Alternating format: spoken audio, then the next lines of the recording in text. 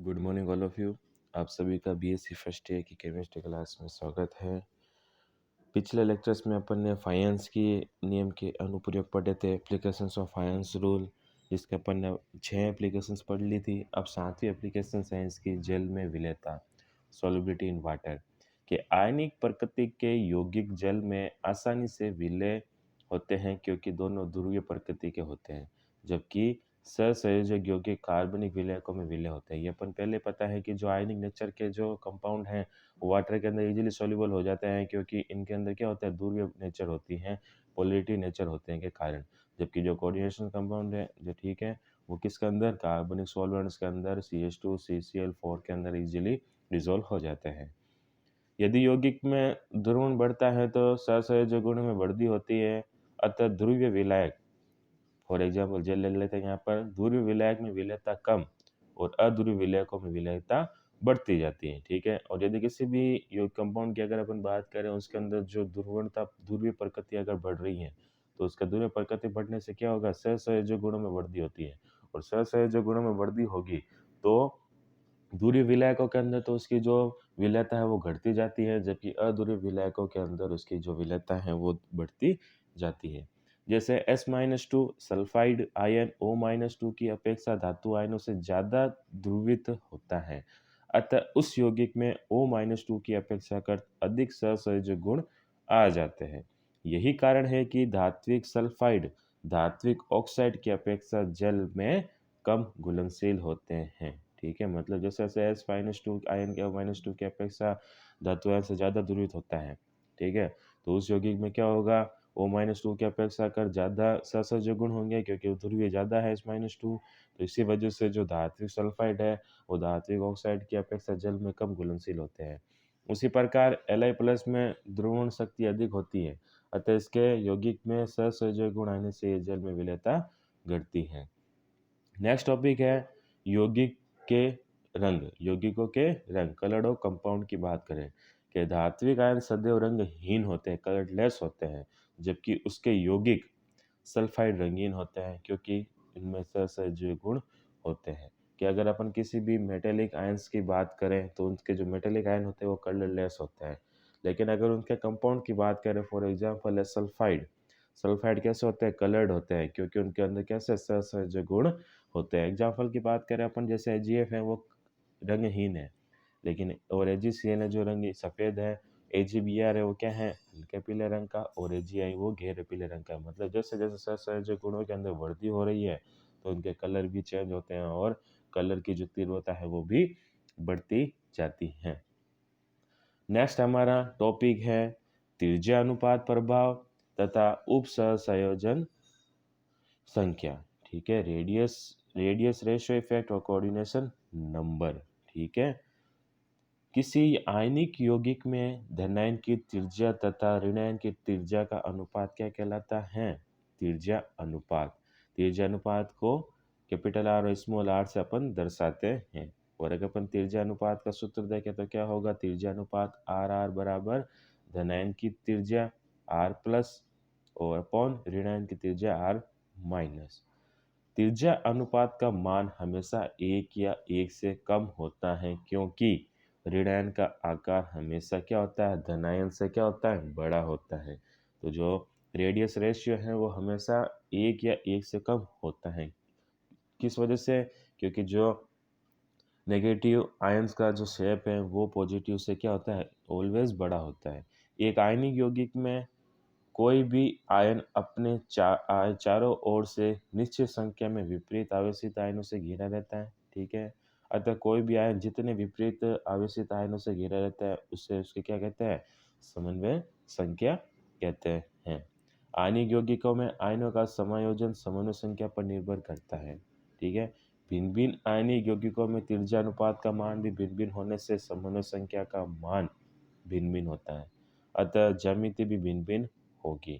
ठीक है, आयनिक यौगिकों में R प्लस मतलब धनायन की त्रिज्या का मान बढ़ने पर त्रिज्या अनुपात का मान भी बढ़ता है। जैसे जैसे धनायन की त्रिज्या का मान बढ़ेगा तो त्रिज्या अनुपात का मान भी बढ़ेगा, अतः क्या होगा, जो समन्वय संख्या है वो भी बढ़ेगी। इस प्रकार त्रिज्या अनुपात से यौगिकों की समन्वय संख्या ज्ञात कर उसकी ज्यामिति का निर्धारण करना ही क्या कहलाता है?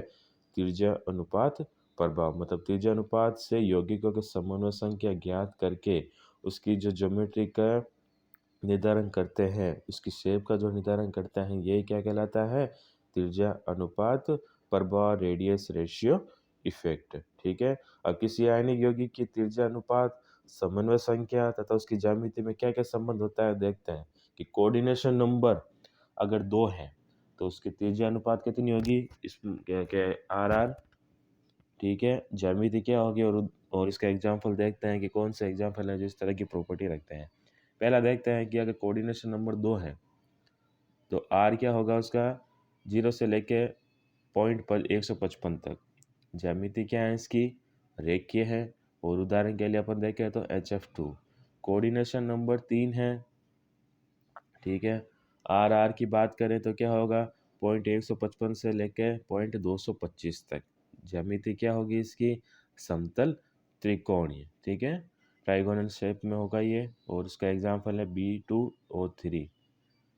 कोऑर्डिनेशन नंबर 4 की बात करें, कोऑर्डिनेशन नंबर अगर 4 की बात करें अपन, तो कोऑर्डिनेशन नंबर 4 में जो आर आर का मान है वो पॉइंट 225 से लेकर कितना होता है? पॉइंट 414। और इसकी ज्यामिति क्या है? चतुष्फलकीय टेट्राहाइडल होती है। एग्जाम्पल है इसके ZnO, ZnS, COS और AgS। वहीं कोऑर्डिनेशन नंबर 6 की बात करें तो उसकी जो आर आर का मान होता है वो कितना होता है?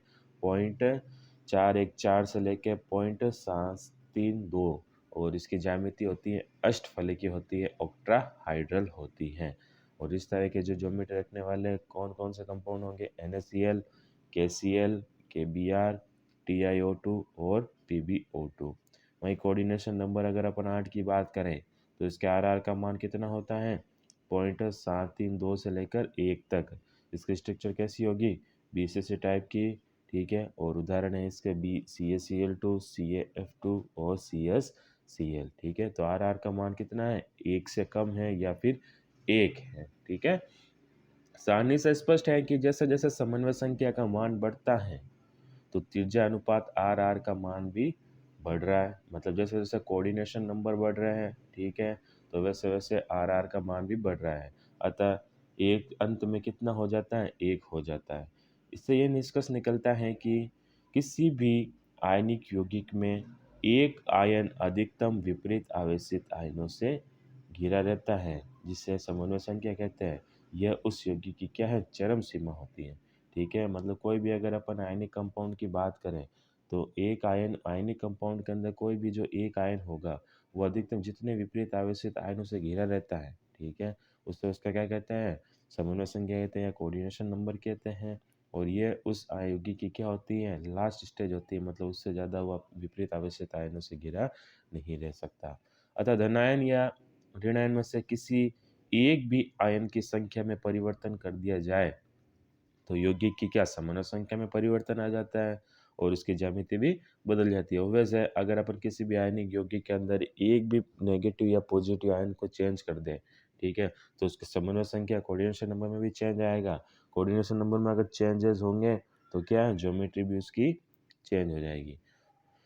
वह आयनिक संरचना ज़्यादा स्थायी होगी जिसमें यह गुण पाए जाते हैं। ठीक है। अगर अपन आयनिक स्ट्रक्चर्स की बात करें, ठीक है, तो कौन कौन से स्ट्रक्चर हैं जो ज़्यादा स्टेबल होती है, जो इन कंडीशंस को फॉलो करते हैं, वो आयनिक स्ट्रक्चर हैं जो कि ज़्यादा स्टेबल होती है। पहला है आयनों के मध्य रिक्त स्थान बहुत कम होना चाहिए। ठीक है। जो आयन्स हैं उनके बीच में जो ब्लैंक स्पेस होगा, ठीक है, वो बहुत कम होना चाहिए। विपरीत आवेशित आयन पास पास होने चाहिए ताकि क्या हो? आकर्षण अधिकतम हो। ठीक है। जो भी धनायन और ऋणायन के बीच में जो आकर्षण हो वो अधिक कब होगा? जब दोनों के बीच में जो दूरी कम होगी और दोनों पास पास होंगे तो स्थिर विद्युत आकर्षण बल उनके बीच में ज़्यादा होगा। समान आवेशित आयन दूर दूर होने चाहिए ताकि प्रतिकर्षण न्यूनतम हो। ठीक है। हमको पता है कि पॉजिटिव पॉजिटिव और नेगेटिव नेगेटिव के बीच में क्या होता है? डिस्ट्रैक्शन होता है, मतलब प्रतिकर्षण होता है। तो ये दूर दूर होंगे तो इनके बीच में प्रतिकर्षण कम होगा, रिपल्सन कम होगा।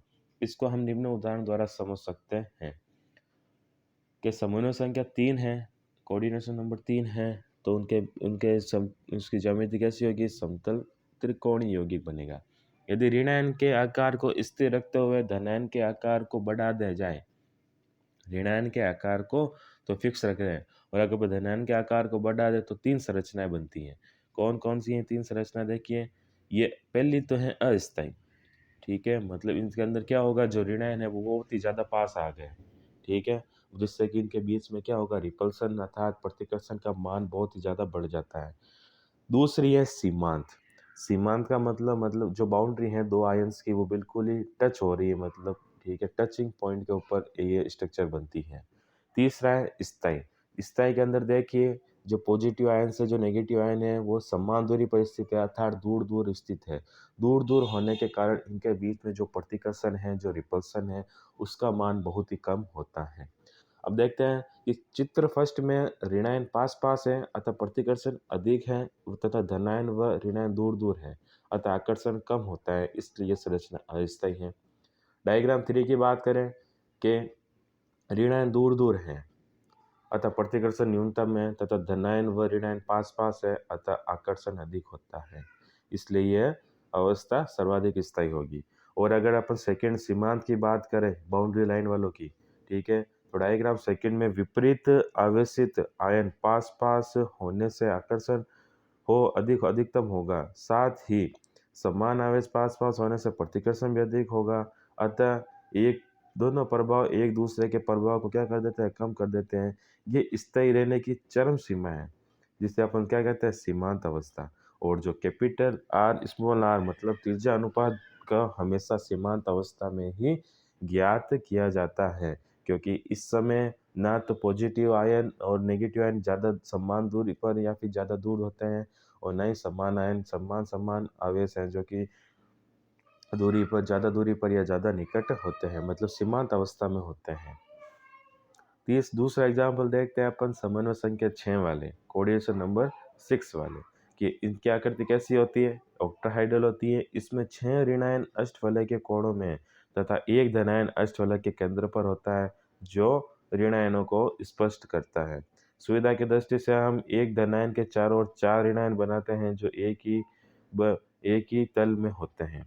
2 ऋणायन ऊपर नीचे होते हैं, ठीक है। अगर समझने के लिए इसका 2D स्ट्रक्चर बनाते हैं, वैसे ऑक्टाहाइड्रल है इसका 3D स्ट्रक्चर बनता है, लेकिन अपन समझने के लिए यहाँ पर 2D स्ट्रक्चर ले रहे हैं कि एक धनायन है जो कि 4 ऋणायनों से घिरा रहता है, ठीक है। अब इसके स्ट्रक्चर्स की बात करें तो पहली जो स्ट्रक्चर है देखिए वो स्थायी की है, दूसरी सीमांत और तीसरी क्या है, अस्थायी की है।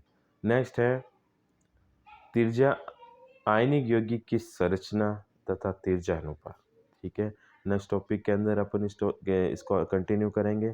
Thank you so much.